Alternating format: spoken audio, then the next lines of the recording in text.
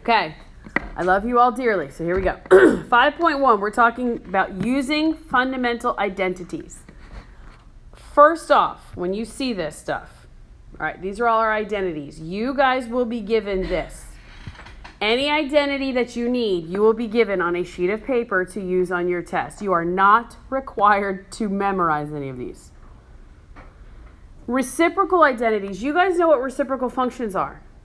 The reciprocal of sine is 1 over, right? Y, sine is y, so sine is, the reciprocal is 1 over y. That's what this is all this is just our reciprocal functions. Quotient identities. Whenever you guys see sine divided by cosine, it equals tangent. Whenever you see cosine divided by sine, it equals tangent. Why do you think the bottom three are called Pythagorean identities? They're squared, okay? What you guys are going to be doing is you're going to be given some problems. Some are easier than others. But they're going to start out as big, ugly problems, and you're going to simplify. You want to make them smaller. Generally, you want to turn everything in terms of sine and cosine because that's our most basic functions. You'll see in a second what I'm talking about. Some of you are going to get this and just be like, oh my gosh, I remember this from last year. I was really good at it, and it clicks. Some of you, it's not going to be that easy, but you have to give the effort. So these are my Pythagorean identities. These are my reciprocal identities. These are my quotient identities. I am giving these to you, so make sure you guys are familiar with them, okay? Okay, so my next section. Here's some more identities. These are called cofunction and then even and odd. You guys are going to use these on your web assign. I think the first 8 problems, it'll say sine of pi over 2 minus u equals, and you guys will type in cosine u. All right, just looking at what equals what. You're just referencing your identities. Make sure when you type it into web assign that, it's lowercase letters, that sort of stuff. Here is a problem that you guys are all familiar with. We've done before. I'm going to go through this quickly because you guys have already been tested and quizzed on this. All right, if I say find all 6 trig functions, they're telling you something by what's given. First of all, remind me what my 6 trig functions are. Okay, so God bless. Sine of u is y over r. Remember? Cosine is x over r. Tangent is y over x. Perfect. So my reciprocal function for sine is r over y. Good. It's the cosecant, and it's r over y. Secant of u is r over x. Tangent would be cotangent is x over y. Agreed? You guys remember that? Okay. Well, what do we know about r? It's always what? The hypotenuse. It's always a hypotenuse, so that means it's always what kind of a number? It's the big one. Okay. What else do we know sign-wise? It's always positive. So if my secant is negative 3 over 2, right? In order to find everything, I have to know what x equals. I have to know what y equals, and I have to know what r equals. Well, I already know 2 of them. What do I already know? R and x. Good. R is what? Why is it positive 3? I 100% agree with you. Why is it positive 3? Hypotenuse can't be negative. So I know that x is what value? Negative 2. All right. Now we're going to use the Pythagorean theorem to find y, right? But we have to know the value of the sine of y. So our acronym. So we have A, S, T, C. Given this first piece of information, that my secant is negative, what can I cross off? What 2 letters can I already cross off? If the secant is negative, that means A, because that all is positive there. And I can also cross off C, because secant goes with cosine, right? So now the second piece of information tells me that the tangent is greater than 0. Well, what's left over? S and T. Where is the tangent positive? In what quadrant? T. 3. What do you know about the signs of x and y in the third quadrant? X is negative. X is negative and Y is negative. So whatever the value of Y is here, it's negative. We've done this before. So now what do? How do I find what I'm missing?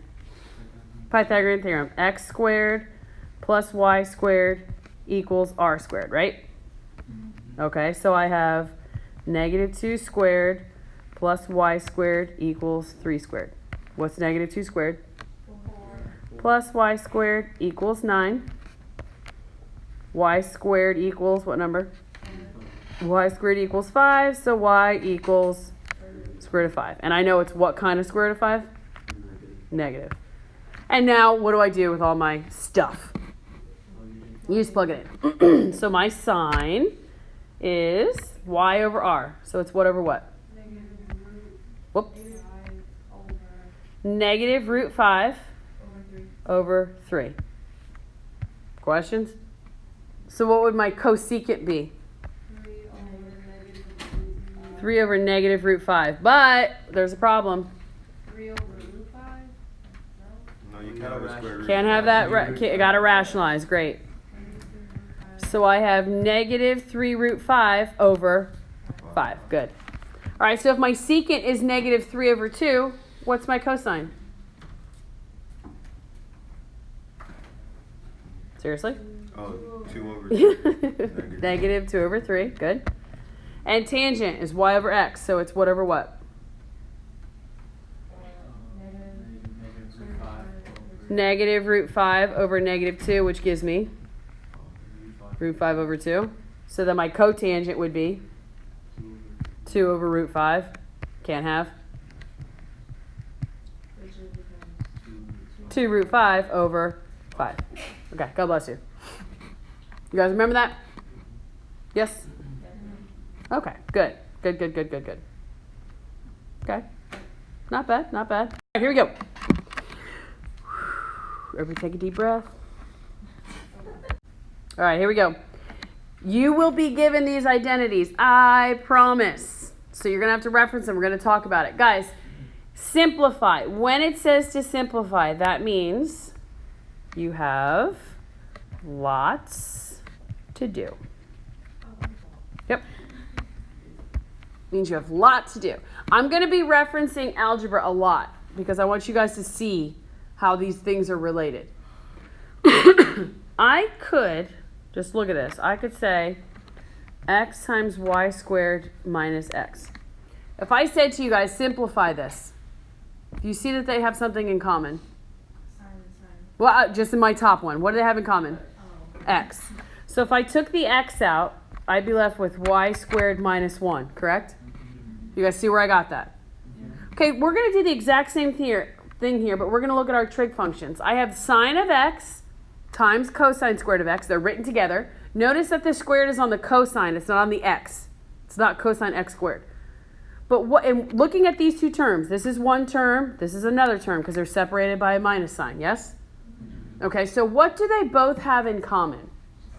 Sine of x. So I'm going to take out the sine of x. I'm going to rewrite it out here. And when I do that, if I divide this by the sine of x and this by the sine of x, okay, those two cancel out, right? Agreed? Yeah. So I have cosine squared x minus, what is sine x divided by sine x? Just 1. Perfect. Okay, now simplify. We're making smaller. I'd like to get it down to one trig function if I could. Do you see that you have a cosine squared of x? Okay, last period, people are like, well, how did you know to do this? Guys, look. We're trying to simplify. So if I look at my little chart, sine of x is the same as 1 over cosecant, right? But would that make sense to change something that isn't a fraction into a fraction? No, that doesn't simplify. So let's look at the second part. I have a squared. So where do you think I should look to try and give me a clue? Pythagorean identities. Do you see a Pythagorean identity that includes cosine squared and a 1? Yeah. You guys see it? Right here? You're going to use this one a lot. Now, I'm going to manipulate this to help me. I already have a sign, right? Yes? Yeah. So can I manipulate this somehow so I can replace? I want to take this out. I want to replace it with a sign. I have sine squared u. The letter doesn't matter. Cosine squared u equals 1. Can I somehow have this say cosine equals something that has to do with sine? What can I do? You can do, What can I do with the sine? move to the other side. Okay, move it to the other side. How would I do that? Algebraically. Subtract. If I subtract sine squared here, which you do to one side, you do where? Good. So I'm left with cosine squared of u equals 1 minus sine squared u. Yeah? So instead of cosine, I can plug in that value. Everybody see that? Okay. So if I do that, I'm going to rewrite this as the sine of x times, instead of cosine squared x, what did I write? Negative sign. Not negative sign. Oh, 1 minus sine squared x. And then what's the rest of the parenthesis? Minus 1. Good. What happens to the ones? They cancel out. Perfect. Now I have a sine x times a negative sine squared x. Well, this is sine to the first power. Do they have the same basis? Same trig function? Yeah, right? So it's negative sine. I have 1 here and 2 here. It gives me a total of? There you go. Now again, this is the first problem. Many of you are like, huh? What? Relax. Relax. The next couple, you guys will be like, oh, this isn't bad. Then we're going to get to the last one, and you're like, oh, why did you do this to me on a Monday morning? Guess what? We used to do this on the Monday coming back from Christmas break. Not smart. No, it was awful. I promise you, I will post the teacher copy so this isn't, so you guys have something else to reference besides the video. All right, when it says factor, let's look at example 3. We like factoring, okay? I'm going to stop this for 1 second and show you guys the teacher copy. I want you to screenshot something, but this will be posted as well. All right, when it says to factor, I always think about this an algebraic way. Okay, we have 2 problems here. We have A, which is secant squared of theta minus 1. That's like saying x. It doesn't matter. You're not asking here to simplify. They're asking you to factor it. I look at this problem and I say secant squared of theta is the same as x squared minus 1. Do you guys know how to factor that? No. What? Yes. Yes. X squared minus 1. If I have 2 parentheses, what does that become? X plus 1 and X minus 1. X plus 1, x minus 1. So when you have something where you're factoring a trig expression, I would rewrite it as an algebraic expression. And then just factor it like you normally would. Now I'm going to go back and I'm going to replace the x with my trig function. X times x is x what? So what times what gives me secant squared? So I am going to literally say secant theta plus 1, secant theta minus 1. That's it. Later on, section 5.3, you'll be given a unit circle, and you're going to factor this and solve it. So you would set it equal to 0, and then move the 1 over, and you just use the unit circle to find which value it equals. Not bad. But when they tell you to factor, it's not a horrible problem. Because everybody in here knows how to factor. We've gone over that a bunch. Is that all right, though? You guys okay with that? All right, let's look at B. I'm going to rewrite B, and I have the same trig function, agreed? So then I could just factor like normal since they're the same. But I'm going to rewrite it as 4x squared, what? Plus x minus 3. Do you guys see how I did that? I just replaced my tangents with x's. So I can look at it, I can see it a little better. Now you don't have to do this. I just personally like to. How do you factor this problem? Multiply the 4 and the negative 3. You get negative 12, right? What are the factors of negative 12 that multiply to give you negative 12 but add to give you 1? 4 and 3, agreed. So x plus 4, x minus 3. And since a is not 1, I don't know how you guys were taught to do it, but I'm going to just take this term, put it underneath. What's 4 divided by 4? 12. 4 divided by 4. 1. So x, x plus 1. And then 3 3 divided by 4. Does that work? No. No. So 4 becomes my coefficient. So I have 4x minus 3. And I'm going to finish this problem by replacing my x's with what trig function? Tangent. So this is really tangent theta plus 1. 4 times tangent theta minus 3. How do we feel about that? Anybody have any feelings whatsoever? No. None. Awesome. Oh, you guys make me laugh. I hope everybody had a good weekend. Okay, let's go to the next one. You guys are doing good. Very good. Got 3 more to do. All right, this is a factoring problem. Yes? Yeah. Okay. There's different coefficients. But there's what? Different. There's different trig functions. This is, look, if I rewrote this is like saying x squared minus y minus 3. And I said, okay, guys, go ahead and factor that. You'd be like, well, I don't know how to. I think you would have to do the reciprocal now. Okay, well, let's think. Look at your identities. Everybody look at your identities. Look at your sheet. I have cosecant squared, and I have a cotangent. Anybody look at the Pythagorean identity since we have a squared. What is cosecant squared of x equal to? 1 over sine squared. Look at, no. Wait. Look at your Pythagorean identity. Oh. 1 plus cotangent squared. 1 plus cotangent squared. So can I replace this with 1 plus cotangent squared of x? Yeah. Can I? Yeah. Because when I do that, it equals the same thing, right? So now do I have the same trig function? Yes. Yeah, so I'm just going to rewrite the rest of the problem. All I did was just replace this with that. Would you move the 1? Hang on 1 second. You're good. Lauren said, wait, but I got that 1. Well, what can I do with the positive 1 and a negative 3? I can combine them, right? So I have cotangent squared of x minus cotangent x minus what? 2. 2. Perfect. Now this is a normal factoring problem that you guys have done a million times. I'm going to rewrite it as x squared minus x minus 2. What are the factors of negative 2 that multiply to give me negative 2, but add to give me negative 1? So x minus 2, x plus 1. Agreed? Yes. But I'm going to replace my x's with what trig function? Cotangent. Perfect. So I have cotangent x minus 2, cotangent x plus 1. How do we feel? Not bad. You guys use your Pythagorean identity. You got all of the functions to be the same. You factored it. No problem. We good?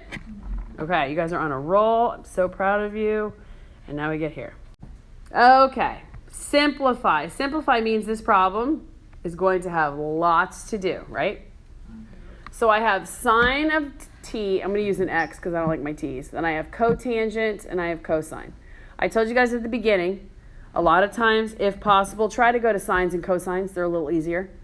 So I don't have anything squared yet, so I'm not going to look at my Pythagorean identities. But what do you guys look on your sheet? Can you replace something? Yeah. What? Sine. With what? 1 over cosine. Why would you do that?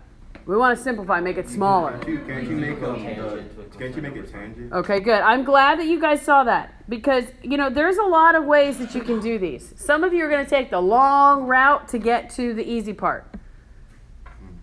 It's just about thinking. I'm not going to tell you that's wrong, but you don't want to do extra steps if you don't have to. I'm going to leave the sine of x. I'm going to write sine of x. I'm going to leave sine of x.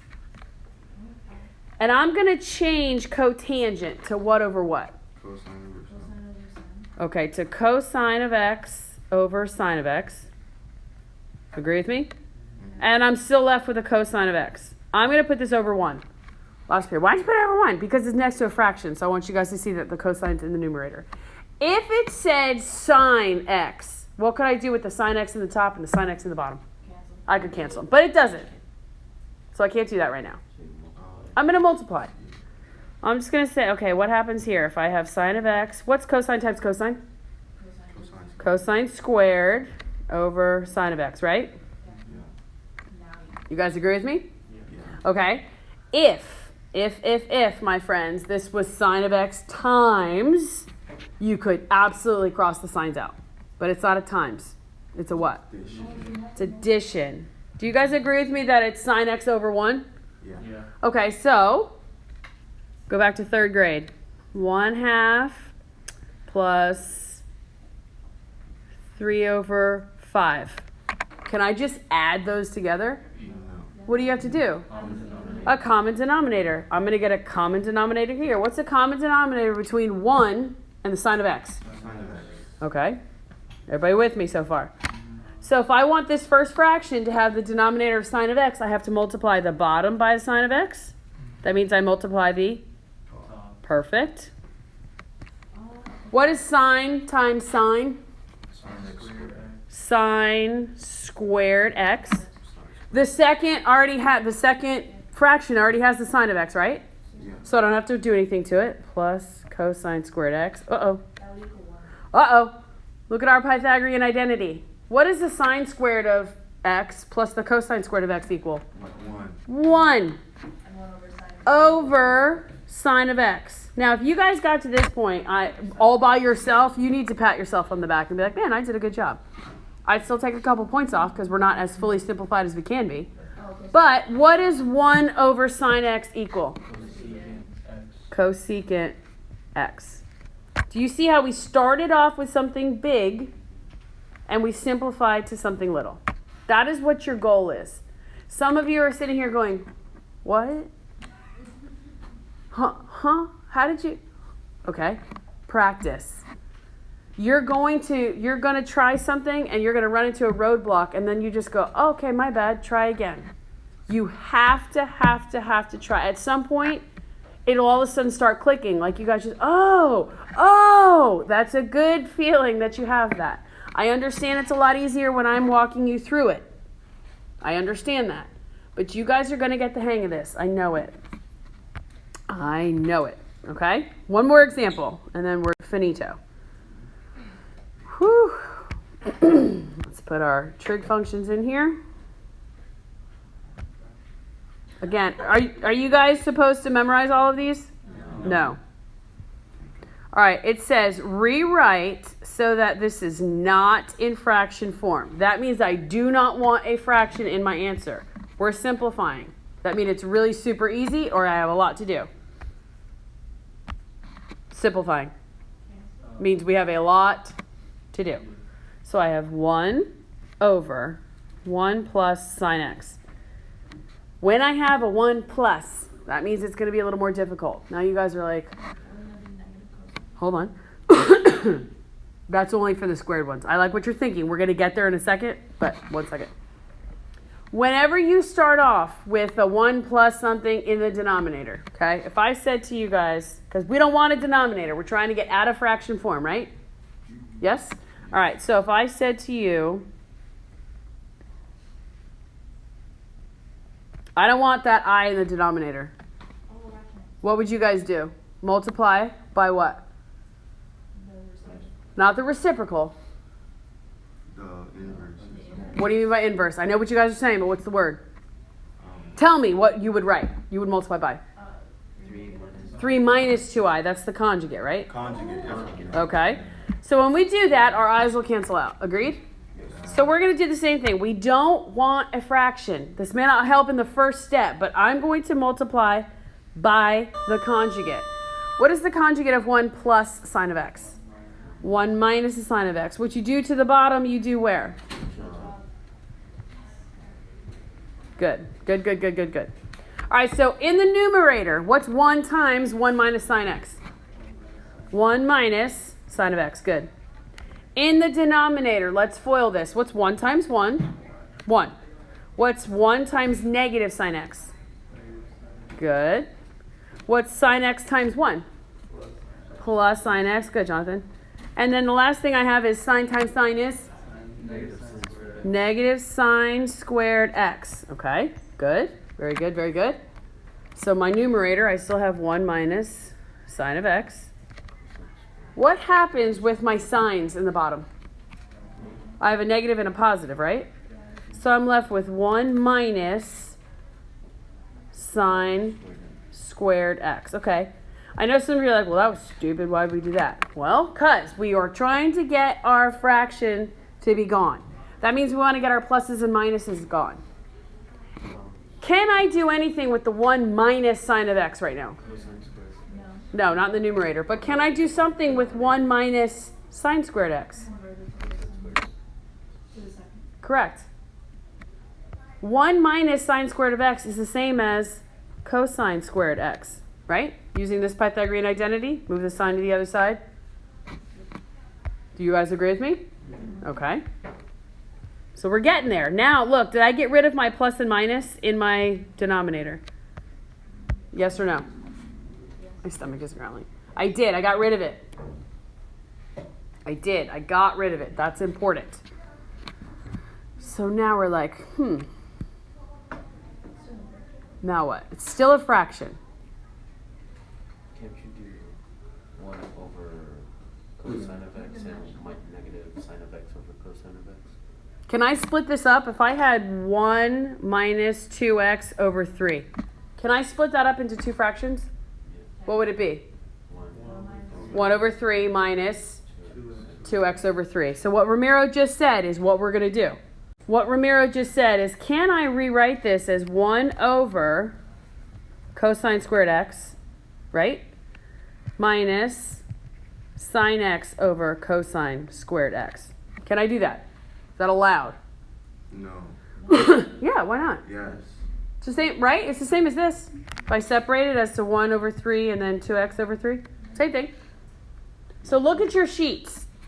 Look at your identities. Remember, we're trying to get this fraction to go away. Can I change 1 over cosine squared of x into something? Yes. What's 1 over cosine x? I'm seeking. Secant. So 1 over cosine squared is probably what? Secant squared. Seeking squared. Yeah. Yep. Is that fraction gone? Is the denominator gone now on the left side? Yes. Yes. Okay, now we're close on this one.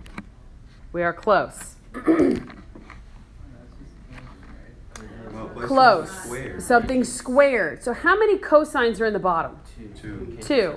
So I'm going to separate it. Very good, Romero. I'm going to separate this into sine x over cosine x. Yeah? And then what's the second fraction look like? Cosine. On the bottom. 1 What's on top? 1. Perfect. Good. Look at your sheets. What's sine over cosine? Tangent. So this is tangent of x.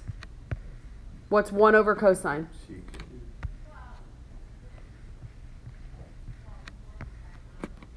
Am I out of fraction form? Yes. You can stop right there. Somebody last period. Well, wait, they have the secant in common. Okay.